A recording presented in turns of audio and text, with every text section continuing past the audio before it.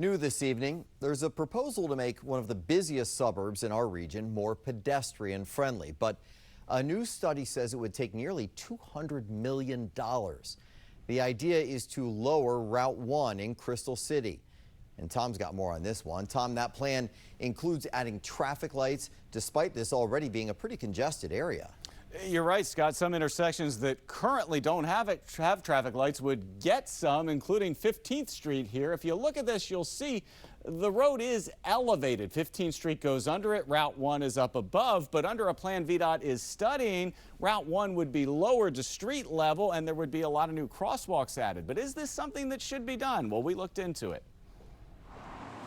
Late last year, VDOT finished a study that could transform Route 1. Currently at 15th Street, it looks like this, but it could look like this with new bike lanes and pedestrian crosswalks. Instead of going under Route 1, pedestrians would walk on it. If it's like any other crosswalk, I feel like it would be okay. As part of a deal to land Amazon's HQ2, in 2018, the state of Virginia promised to improve safety and pedestrian access on Route 1. But this particular plan would not be cheap. The study says lowering Route 1 and making improvements between 15th and 23rd Streets could cost $183 million. I like walking. This is why I'm walking to the metro. So.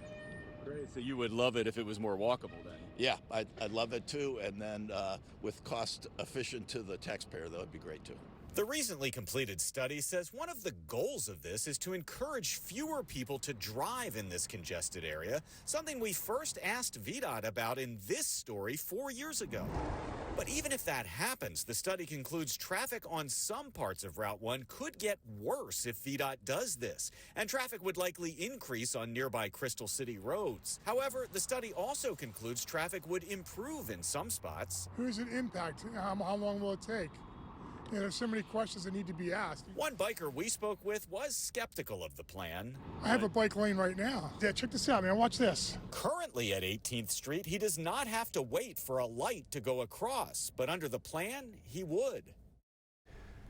Now, if you look at this live traffic map right here, you can see, if you look in this area, you see that red right there, that indicates some really bad traffic. That happens a lot afternoon and morning rush hour. Now, we reached out to VDOT about this. They say this is not fully funded right now anyway, so there's no guarantee it's going to happen. But they are currently searching for either federal grants or potentially other grants to try to get it done. Scott.